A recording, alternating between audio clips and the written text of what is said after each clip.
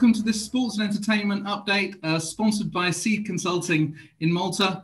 We've got an expert lineup for you today to talk about the latest trends from tax, legal, wealth management for people who advise sports professionals. So we've got a great update for you today. As usual with these Wednesday sessions, we've got two audiences. We've got some PCD members here with us on Zoom. And we've also got a broader audience on YouTube. Both audiences are very welcome to answer questions as we move through. I will bring those up to our panelists as we have our conversation today. So as always with PCD, we love to hear from our audience. Let us know what you're thinking, what you're seeing from your desk for the sports and entertainment industry. In the last 10 minutes of this hour, we will cut our stream to YouTube and we will invite our PCD members to pop their cameras on and we'll do a little bit of networking to round off the session. So looking forward to a great hour ahead. I'm going to ask all our panelists to introduce themselves actually shortly. And I'm going to start with Nicky Gouder from Seed in Malta. Welcome, Nicky. Hi, David. Hi, everyone who's watching. Thanks for having me. So good to be chatting today. I mean, we recorded two case studies, one of a British golfer and one of a transatlantic entertainer with the panel assembled here today. Some very interesting points we developed, but it'd be great to hear from you how you interact with professionals around the sports and entertainment sector. Yeah, thank you, David.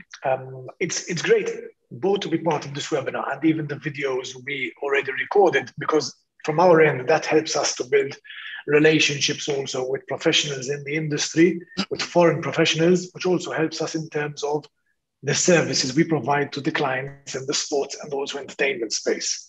I mean, the work we do in these two industries mainly revolves around three key pillars. So we're looking at mainly the tax advisory. So their relocation plays an important part, particularly with the more mobile athletes or the more mobile entertainers. And also when we look at structuring options, we also look at certain image rights structuring options through Malta as well. The wealth management part of things, and here I do not mean the investment advisory, but it's more us coming in as trustees holding the assets of certain athletes or entertainers. Again, something we have touched upon is the fact that a lot of clients in the space make most of their money, I would say, in the early 20s.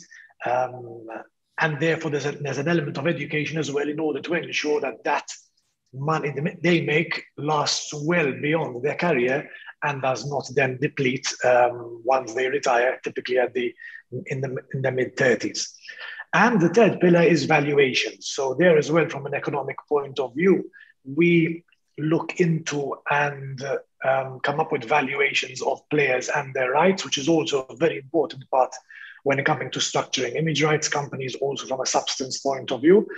So that is also something we do through our economists in the team, valuing the actual player and their rights before it's placed into a structure. So I think from our end, these are the three key pillars that we do. Again, typically, I would say all the clients or all the transactions are international.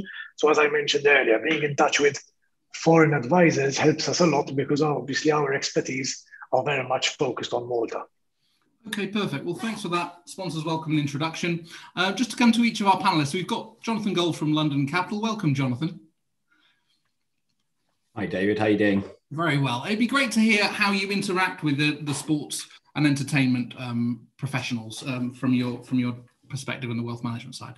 Sure. I've been working with sports in the sports side of things since the 90s. Unbelievable. And you can see the 98 England shirt as tribute to that. Actually, I updated you before on that, but I realised underneath it is the Newcastle United five-a-side legend shirt, which is sort of where that England team ranks, is just above that in its success. But I've moved on to working with individuals, and really my role in the wealth side of things is primarily twofold.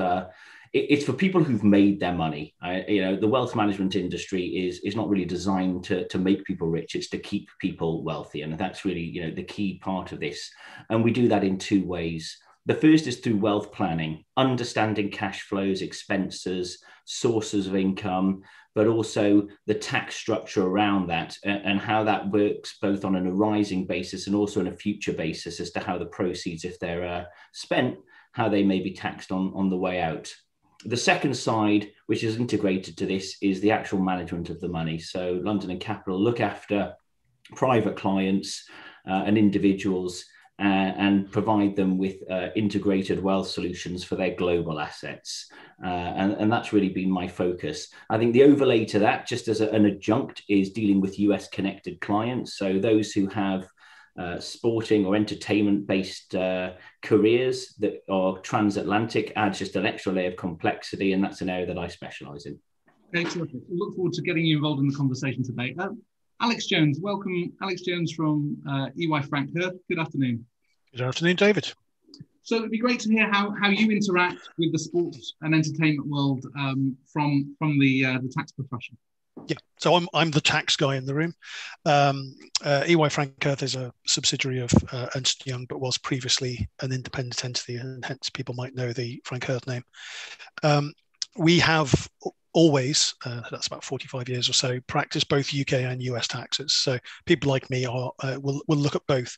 And that plays very well in the sportsman and entertainment space in particular, in that so many artists or sportsmen are either Brits in America or Americans over here. But in reality, it applies as a concept. That duality applies to any American anywhere in the world, or any individual with interest in a foreign country that can be taxable in that foreign country. With sportsmen and entertainers, though, it's particularly the case just because of the way that they're taxed differently than everybody else, in that they tend to suffer tax locally in the jurisdiction they perform, as opposed to primarily the jurisdiction that they reside in. And from that, you get sort of the famous quotes that people probably recall before he had his first child and then his twins, where Usain Bolt was saying he couldn't afford to come and run in the anniversary games in the UK because he would be taxed on more than he could possibly win or be paid for attending that event, because some element of his offshore transactions and contracts would get dragged into UK tax on the basis of performance in the UK, even though he was never going to be UK tax resident. So navigating all of those issues is within our remit. And with that, I should let you pass on to somebody else. Thank you, sir. Chris Hogarth from Cazenove. Welcome, Chris. Hi, David. Afternoon, everybody. So, same question to you, Chris. It'd be great to hear what you tend to do with the sports and entertainment professionals. How do you interact with them? Yeah, absolutely. So I'm one of the wealth planning directors at Cazenove Capital. Over the course of my 17-year career, predominantly it's been spent on working with professionals in and around sports and entertainment. So fundamentally what we do is we help clients to protect their wealth, grow their wealth, and importantly, plan their wealth. And I say importantly, particularly for this client segment, as Nicky kind of alluded to earlier on, clients typically within this area are earning large sums of money at a very young age, usually financially experienced, for a short period of time that will have to last them for the rest of their life. And I think that's a very niche area of planning, which is why it's great to have people like we're doing a panel today who are specific for these types of clients, because it's different to the normal client you'll come across. And what goes in hand with that is kind of typically you become more of a guidance role. So a similar role is obviously providing the wealth planning and the investment piece for how we grow that wealth, but helping to shape young sort of individuals to keep them away from the dark arts and maybe some unscrupulous characters that you see in this industry, and keep them on the straight and narrow. And part of that is the education. So we do a lot of education around a number of clubs and different sort of boards within various sports across the world. And that's really where I come into play. Thank you, Chris. And last but not least, Will Bowyer from Mackrell Solicitors in London. Welcome, Will. Hi, David. Hi, everyone. So Mackrell have got a substantial sports practice. Be great to hear a little bit about how you interact with players and those around them. Yeah, so as you say, I'm a solicitor in our sports and entertainment team, and we act for, it's a mix, but predominantly players and athletes directly. We do a bit of brand work, sort of at the high level, and we also work with a lot of agencies. So kind of the main sort of meat and veg of what we do is kind of based on image rights, structuring those image rights and protecting them for players and athletes alike, and working with on their representation agreements with agents, and equally helping agents protect their position when engaging an athlete, helping with disputes, and essentially similar to the approach that sort of Chris mentioned there, we kind of focus on education and forming a professional team around young athletes predominantly at an early age, and sort of putting that structure in place, not just from a legal perspective, but from the other people on this call, I guess, just forming a team around them that will ensure that in 10 years' time, so when they're in their late 20s or so, they've got the right financial and legal protections in place, so they don't lose out on the amazing careers they've had in their early life. Okay, great. Well, in the discussion today, we're going to look at a few different areas of football, boxing, esports. But if you have questions or comments from other industries or sports, pop them in the chat. I'll bring them on. The panel has got a wide experience across many different parts of the sector. So please do let us know. But we can't ignore football with the Euros on at the moment. And the first thing that we're going to discuss is looking at the commercial contracts and branding at tournaments. So we saw recent controversy with Ronaldo and Pogba pushing back on brands that they didn't personally align themselves with. And perhaps, Will, you could get us underway on what are some of the legal and contractual implications of incidents like this, but in a more broader context as well. Yeah, no, sure. Well, it's a really interesting area generally, isn't it? Because there's just so many, obviously the world loves football and there's so many vested interests here. When you look at, if you focus on the Ronaldo example where he's moved the Coca-Cola bottles out of the way, obviously there's the Ronaldo fans, there's those of us that drink Coca-Cola, those the neutral fans that are just watching the press conference, there's the Portuguese fans, the Portugal national team themselves, all these different parties at play. And so there's a multitude of different contractual relationships there that we need to be aware of. Obviously, we're not privy to those, so we don't know what protections are in place for brands like Coca-Cola and the other sponsors of Euro 2020 or Euro 2021. But there's certainly going to be a chain of contracts there running from obviously the main sponsorship deal that Coke have entered into with UEFA or with the tournament, the contract relationship between the national teams and the tournament, and then those contracts between the players, i.e. Ronaldo and the Portuguese squad. So what we would kind of the key legal issues here are whether in that chain of contracts, is there a chain of protections that says, i.e. Ronaldo has contracted with the Portuguese squad that's saying, I will abide by the media and sponsorship obligations that you as a national team have agreed to and as the tournament have agreed to Coke. And we don't know whether that's the case, but you'd assume that the Coca-Cola lawyers had ensured that everyone in that chain have the appropriate protections in place. And if one person in that chain, i.e. Ronaldo, breaks that, then is there recourse for them? So it's an interesting area, but we'll see whether there's actually going to be any direct consequence for Ronaldo himself. And we may never know the answer, but based on those contracts being private, unfortunately. I guess Ronaldo's power as a player is a big offset to some of those contractual negotiations. But as a bigger question, perhaps I'll come to you, Nicky, on this.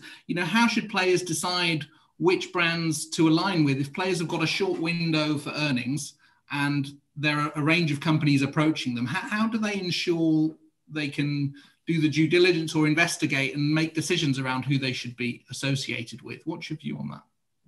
What we see from our end, and as time goes by, we're seeing it more and more, it is not simply a financial transaction. So we are seeing both from the player side, but also from the side of the brands, align themselves with a brand with similar values. And this is also what we see from the user, which they expect to see as well. So certain players which have certain values expect to align themselves with certain brands. And we have also seen players being dropped or brands being dropped for that reason. This is something we're not only seeing, to be fair, in the sports and entertainment industry. So we see a lot of customers wanting to align their own values with who they buy from. And from our end, we're seeing it in these industries as well. Obviously, the financial remuneration behind the sponsorship deal, also because, as you mentioned, the lifetime of a player is so short, is extremely important. But it is not the sole factor that we are seeing when brands are being signed or sponsorship deals are being signed, but values are playing a very important part in this. Okay, thanks. I mean, Jonathan, do you have a view on how players are approaching the alignment with different brands and how they can kind of calculate that? Yeah, I mean, absolutely. I've got some first-hand experience. Actually, just before we talk about that, the Coca-Cola experience, I mean, if people were to say name a brand associated with football, I think that would be the number one brand. And, whilst Ronaldo's intentions may have been the opposite to what, his outcome is, he's probably had a counter response because ultimately that's what people will remember. So I had an experience with a pitch that I did, David, for a very successful tennis player, and he himself has a number of brand alignments. And when we came to do this pitch, we looked through the companies which sponsored him and the brands which sponsored him, and we found that the portfolio that we had, given its approach, we'd taken an ESG style approach. It's going back a few years when it wasn't as topical as it is now, and looked at the impact on the brands that this client would be buying, and in other words, what he'd become a part owner of, and use that as the rhetoric for how it was relevant to this person and an individual, but also how other brands that maybe didn't have such ethical guidelines, and I don't want to call out Monster drinks, but there's a lot of sugar and a lot of caffeine, and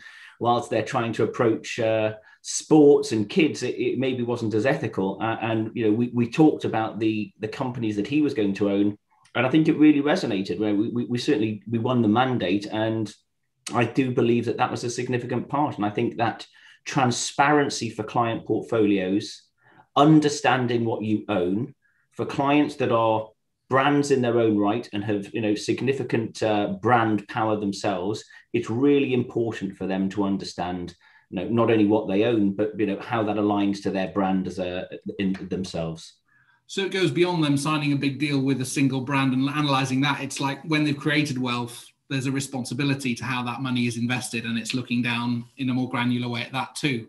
I think, you've got people at different stages of careers, and clearly, as Chris has mentioned, this is a fragile industry, whether you're in sports or entertainment. These riches, or the potential riches, can be taken away very, very quickly from you. And so it's really important. And, in an early part of a career, perhaps that could be your primary focus, is getting the money in place.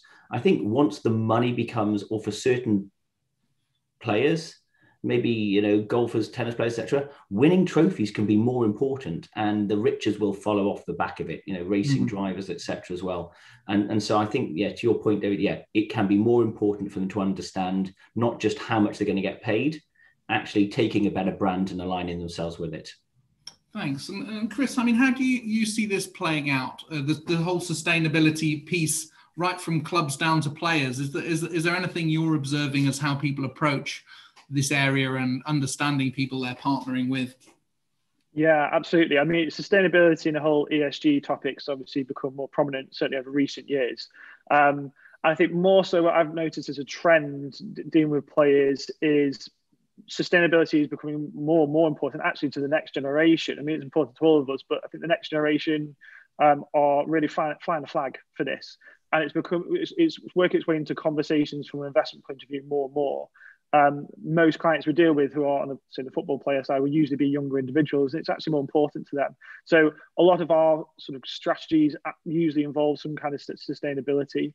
And actually within a number of our portfolios, what we do now is offer a social dividend. So per $100 of your investment, what is the impact that your investments are having? As Jonathan said there, where is your money actually going? What type of companies are you backing here? And the other thing that we've started doing as well is showing what your carbon footprint is from a portfolio. So the players can specifically see what the actual follow-on effects are of these types of investments that they're making. Okay, thanks. I mean, Nicky, I know on the fiduciary side, these sort of ESG and sustainable investments is an important element of what you're doing. Are you finding that the client base is becoming more knowledgeable and wanting to understand more about the way money is invested if it's held within trusts which you have responsibility over? So I would say yes and no, in the sense we typically deal with the players' advisors. So let's also keep in mind that a lot of these players are in the, as we said, early 20s, earning a lot of money. So the last thing which they're thinking about in most cases are investment opportunities, are trust structures, or anything of the sort. And I don't blame them, because if I had that money at 20 years old, probably I'd do the same. So there is an element of education first in terms of them structuring or investing. That is point one. Then the ESG and the sustainable investment is kind of the second step. But getting them to invest, or for example, to bring trustees in, to make sure they manage their wealth, that is, as we see, as the first step. And typically it comes through their agent or their advisor. And the goal is, as we said before, I've seen statistics recently, I think of NBA and NFL. The number of players who go bankrupt after retirement is crazy, because they wouldn't throughout the years, apart from a number of other issues, but also structured or invested properly.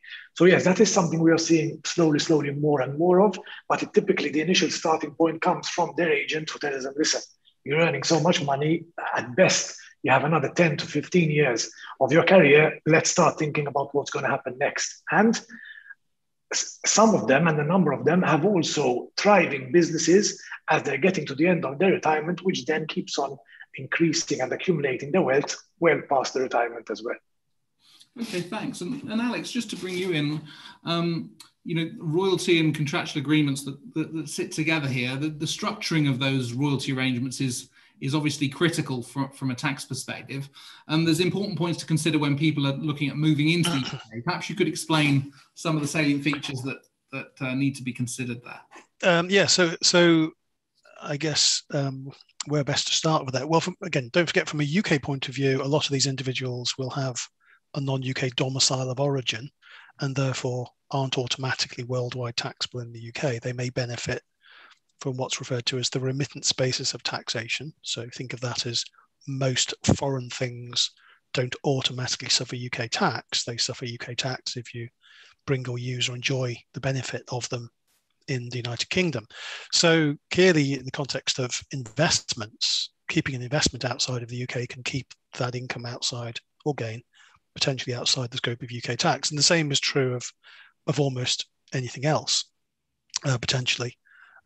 Compensation tends to rest in the UK, albeit, as I've already said, if you're in a sports and entertainment space, some of that compensation might also be taxable in another country, simply by virtue of the fact you performed in the European Cup or the Champions League outside of the United Kingdom, but Germany wants a little bit of that, and Italy wants a little bit of that, and Portugal wants a little bit of that, because that's where you actually played those matches.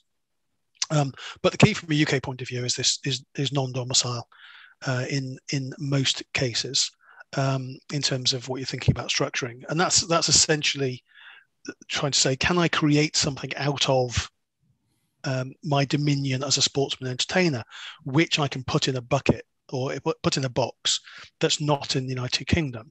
And sometimes you can, and sometimes you can't. You may be familiar with the whole City case, to do with a payment in relation to shirt sponsorship of a player who was not British by origin. And there was a major question as to quite how valuable that contract was vis-a-vis how many shirts Hull City expected to sell in Croatia or the Czech Republic or another location. And quite clearly the revenue attacked and won. In terms of that. But it's not saying that you can't have something outside of the UK. You could have particular image rights which are exploitable only outside of the United Kingdom, for example, and therefore that may, to some degree, be capable of putting those in a box, notwithstanding a lot of performance type payments, particularly. So not necessarily sports sponsorship, but advertising the watch, advertising the hat, advertising the branded drink.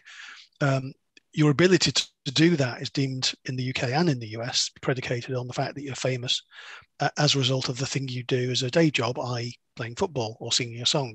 And so you can have attribution of even that sort of stuff to the United Kingdom, whether it's here or not. So there's a real complicated maze there.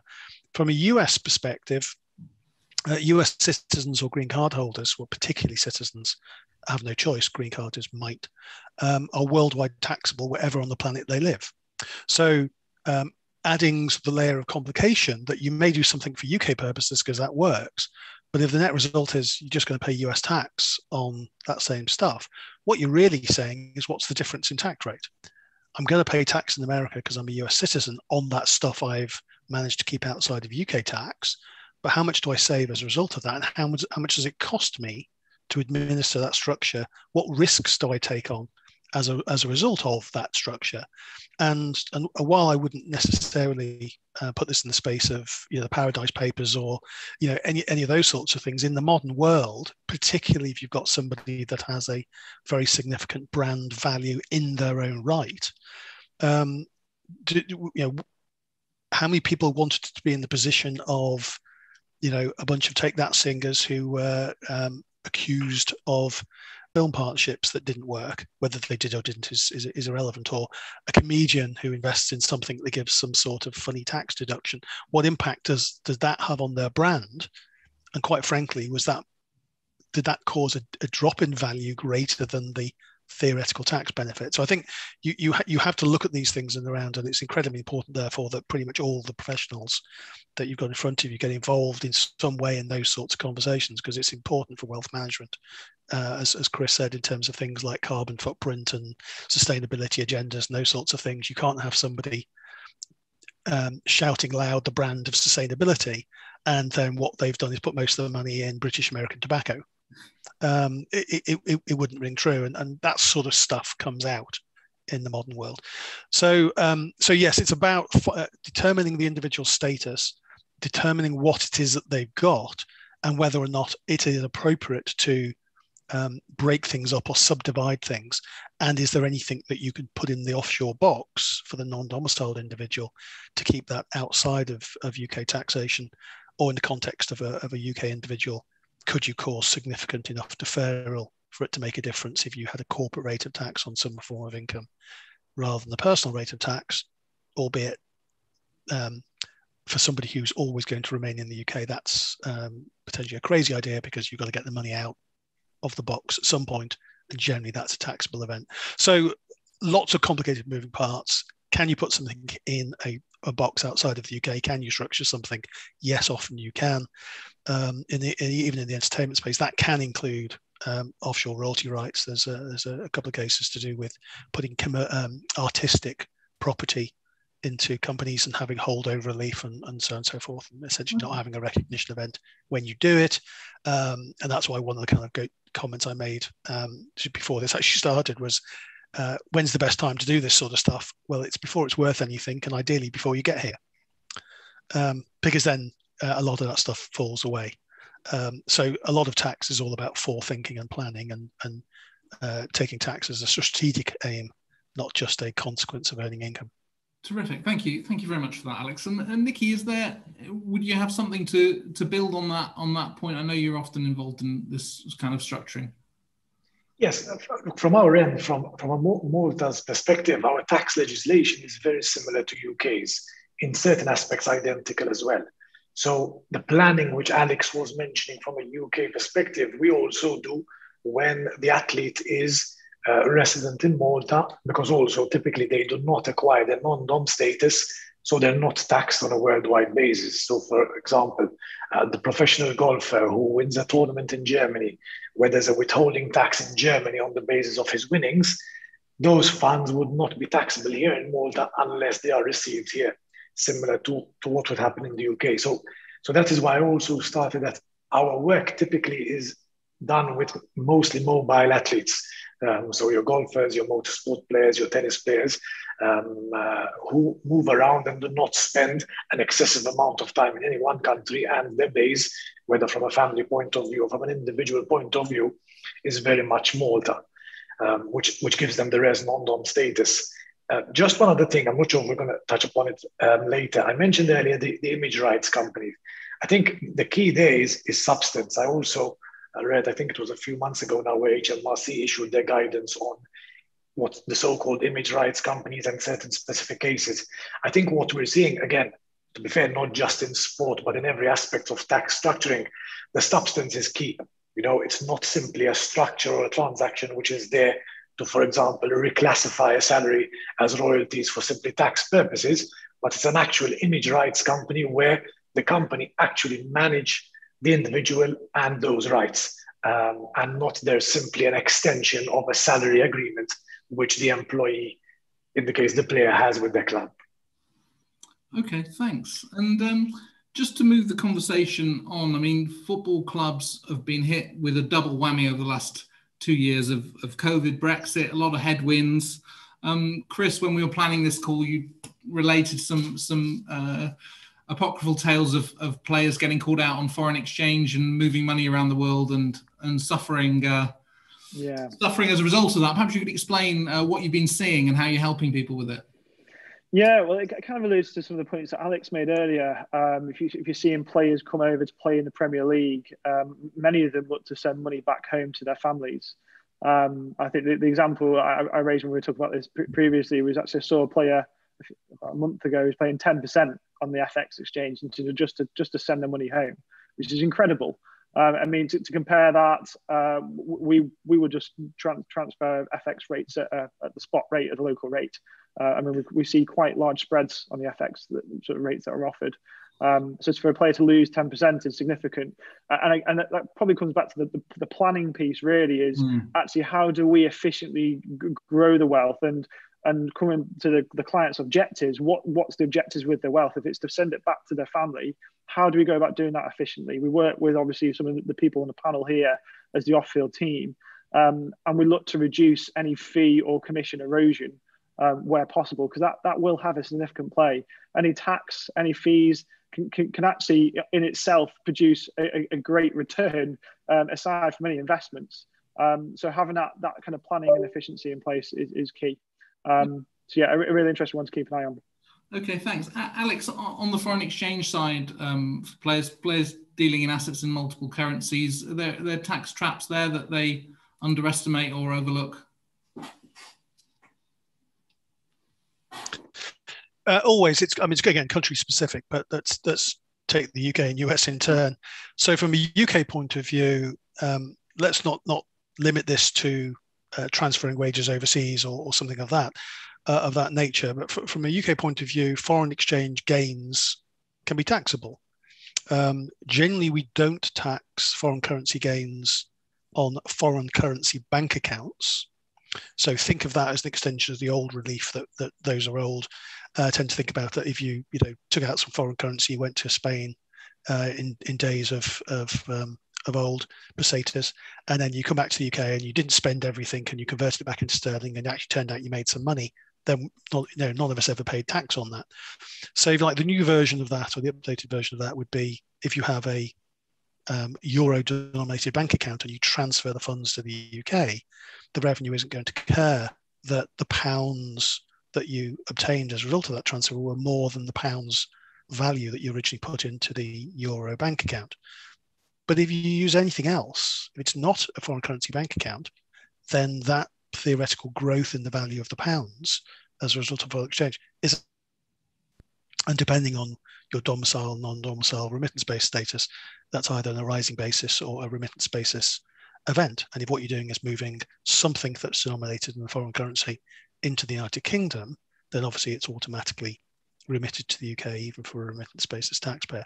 So that's the thing you have to watch out for in the US space. And so again, touching on sort of the investment side of things, often in places like America, you may have a bank account in dollars, but that might sweep up the money in the account and deposit temporarily in money market funds, so you get an interest yield. Well, a money market fund is not a foreign currency bank account, and the relief applies to foreign currency bank accounts, not to money market funds. So the difference in pound value between when you created the money market fund and when you took it out of the money market fund is potentially a UK taxable gain or loss. So foreign currency is absolutely something you always have to think of. In the context of an American, the reverse, if you like, is also exactly true, which is America is everything in dollars. So if you got paid 100 wages in the UK, pounds, America would be going, how many dollars was that? Oh, look, it's 141 today or 139 today, whatever. And then if you converted those pounds and you moved them back into dollars because you bought an asset, the US would say, well, you had $141 of value. When you did the conversion, you swapped that £100 into whatever the thing is you've swapped it into. How many dollars of value did you receive? And you go, oh, actually, turns out the exchange rate's moved and I got 145. Okay, well, you made 4 cents of gain every time you did that. So how much is that worth? Let's tax it at whatever your marginal income tax rate is. With losses, the US is fairly even-handed up to a point, which is if what you were doing was the investment asset, then they'll give you the capital loss as well. So they'll tax the capital gain, but they would give you a deduction for the capital loss, but not if it's a personal transaction. And so possibly a foreign current account is a personal thing. You're not investing money typically when you are holding money in a foreign currency bank account, unless you could make a coherent argument that you were doing it for currency speculation purposes, in which case you probably wouldn't have used a bank account to do that. But the US goes the other way as well, which is somewhat insidious. Even things like, you can imagine it on a principal residence in the UK. You buy a big house in the UK, the dollar value when you sell it might be quite considerably different than the equivalent dollar value when you bought it. You may have no gain or loss for UK purposes, but you could have a great big gain or loss for US purposes. House is a personal asset. You lose money on that, hard luck. If you gain money on that, it's taxable. And then we talk about the mortgage. So you borrowed money. Well, what currency did you borrow the money in? How many dollars equivalent did you borrow? And how many dollars equivalent did you pay off when you paid off the mortgage? And if the currency's gone the other way, you may have paid off less dollars than you borrowed. Guess what? You're better off. Therefore, that's income in America, and therefore that's theoretically taxable. So big movements of foreign currency for any situations, both UK and US in this context, but potentially other countries too, are theoretical tax events. You've got an asset. It's called currency. What's its value, and what's your base currency that particular tax jurisdiction is looking at? Because if you've made money, most tax jurisdictions, if you like, are trying to tax people being economically better off as a result of the action. Now, we call that income, or we call it capital gain. But at the base level, what they're trying to tax is you're better off. You've had a realization event, and it's made you better off in our currency. What are we taxing, and how much tax do we get? And foreign currency movements are as relevant to that as anything else. Okay, perfect. Thank you for that. Jonathan, I mean, just looking at foreign exchange from the perspective of how it affects club finances and the economics of the football clubs, what's your perspective on that, where we've been, and what impact that might have on the longer term on clubs? Yeah, well, I mean, you just got to look at the volatility of currency over the last 12 months or 15 months or something like that, just in that short period of time. And to Alex's point, this could have a significant impact, not just on the individual, but actually, also on the commercial side for a business. So if you are, in the UK, thinking in sterling, well, things have suddenly become cheaper. And what I mean by that is, the value of the dollar, I mean, it's fluctuated a little bit in the last week or so, but it's reached sort of 143. It was about 115 not that long ago. That's a 25% increase in the value of the pound in terms of how much you can spend. And where that's going to be more relevant, there's a few US connections, but actually there is a lot of economies that are pegged to the dollar. So emerging market economies, if you're looking to acquire talent from some of these certain countries, the dollar will be the prevailing center. So all of a sudden, those assets look potentially to be quite cheap. But for the individual, if we flip it on its head, then that's a 25% salary cut in theory if that person is looking to send assets back home.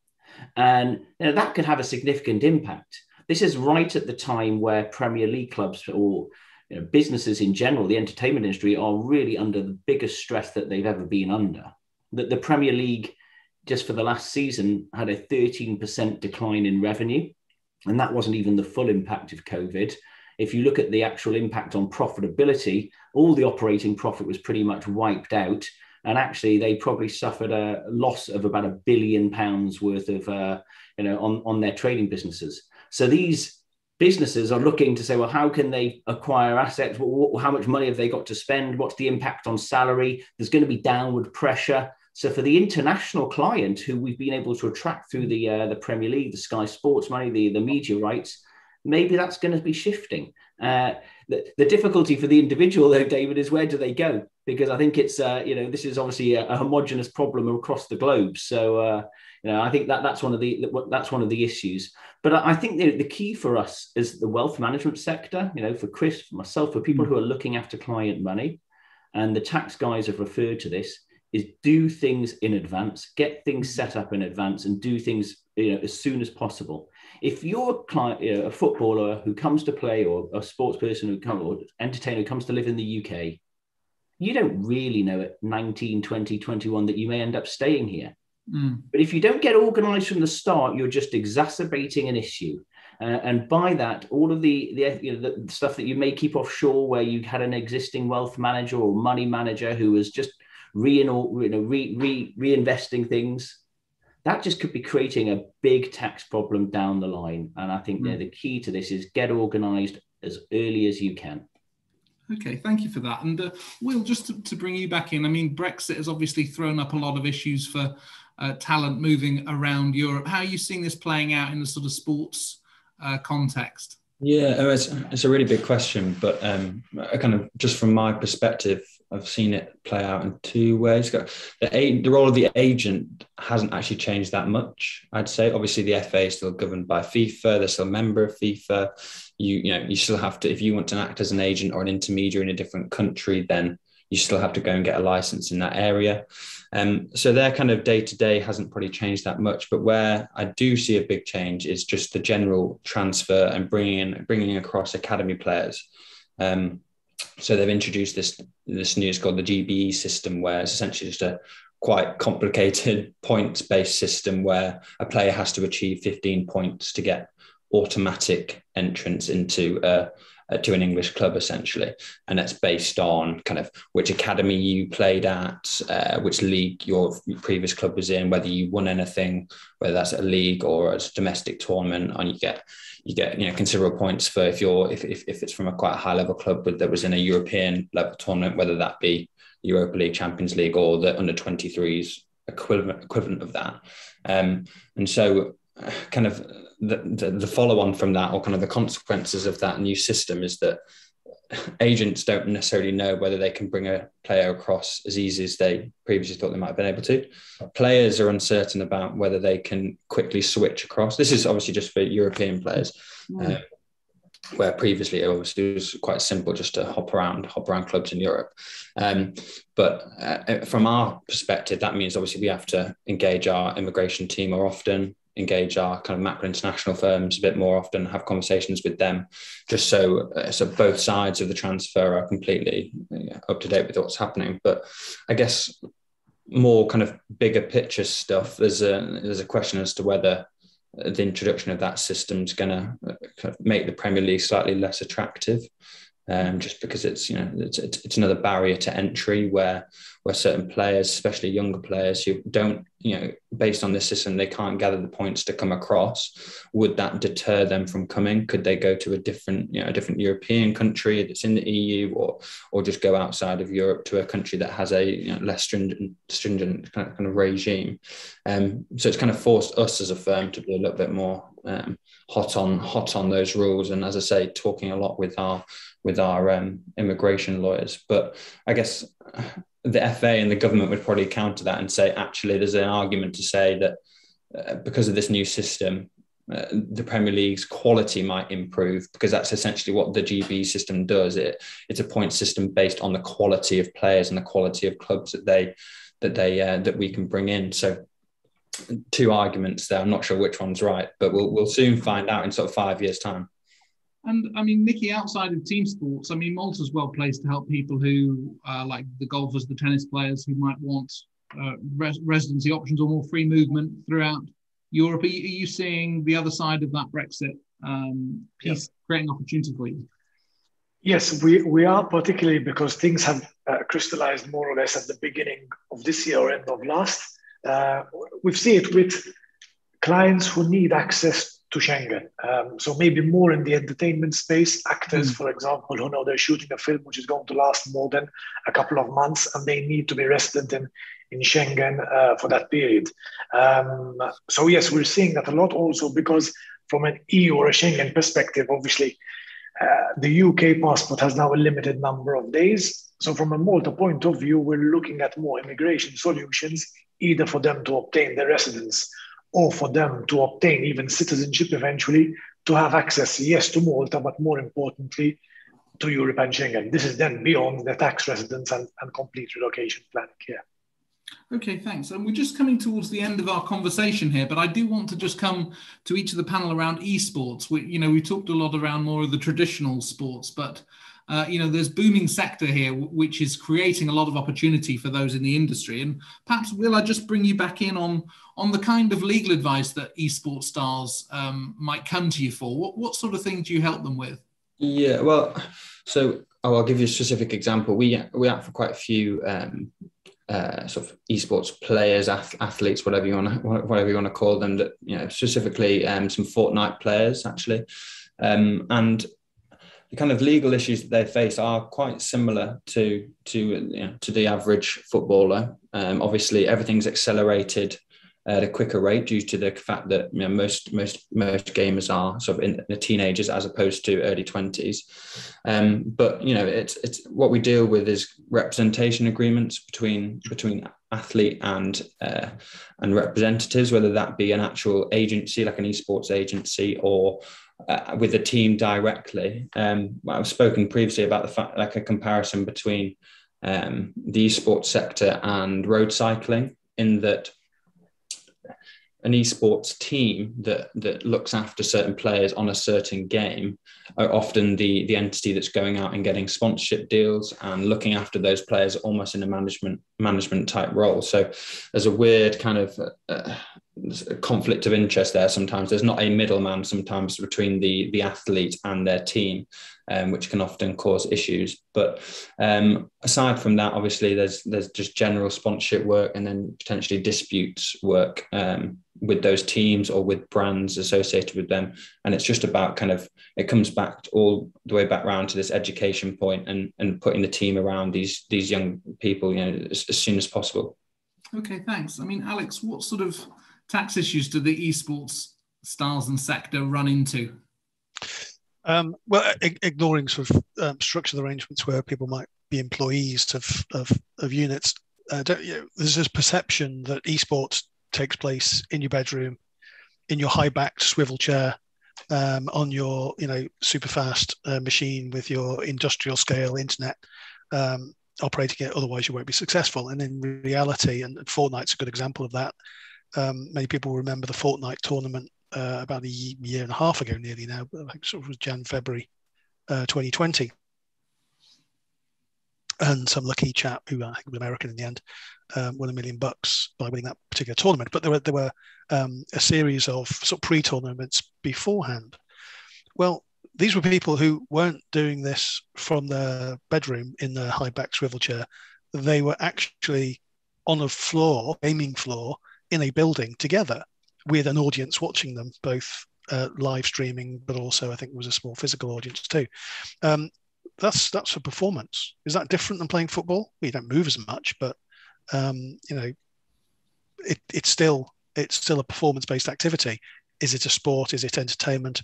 Doesn't really matter what you want to describe it as. It's something like that. So it's very akin to the treatment of sportsmen and entertainers, which again tends to be based on tax where you perform. So if you're being paid to perform, then that's likely what it is, and that's likely going to dictate where your primary tax liability is. Again, there are some limits. If it's not big enough, then usually a treaty says don't be bothered paying tax there, just pay it at home. If it is taxable in that host location, your home location will very frequently go, well, we're still taxing it, but we'll give you credit for the tax you paid to the other place. But the other place comes first. So with esports, it's to a large extent, you've got the same issues, the same dualities that you have with normal sports, which is what are you being paid for? And if it's performance, where did you perform? And if it's not your bedroom with your high back chair, then that's probably or could easily be another territory, another country. And they may be asking, where's their slice of the pie? Okay, well, thanks for that. And Nicky, I mean, just briefly, is esports a big opportunity for Malta? Are you seeing more advisory work around these kind of customers? We are. I think even internationally, I mean, esports have been booming both from the number of players, events, the winnings. So yes, we're seeing quite a move here as well in Malta, also because of the res non-dom fact I mentioned earlier. Everything that Alex mentioned are typically the issues which our clients face as well. What becomes a bit more complex as well is the event itself. So sometimes the profits of the event from a corporate point of view, where are they taxable? Sometimes you do have events where one player or one team is sitting somewhere, another player sitting another end of the world. You have servers based elsewhere. So then that becomes a whole complicated matter in terms of where the profits of the event would be taxed. But yes, from an esport player point of view, they're very similar, as Alex mentioned, to the traditional sports persons from a tax perspective. Okay, thank you. Well, we're out of time for our discussion today. We're going to cut the live stream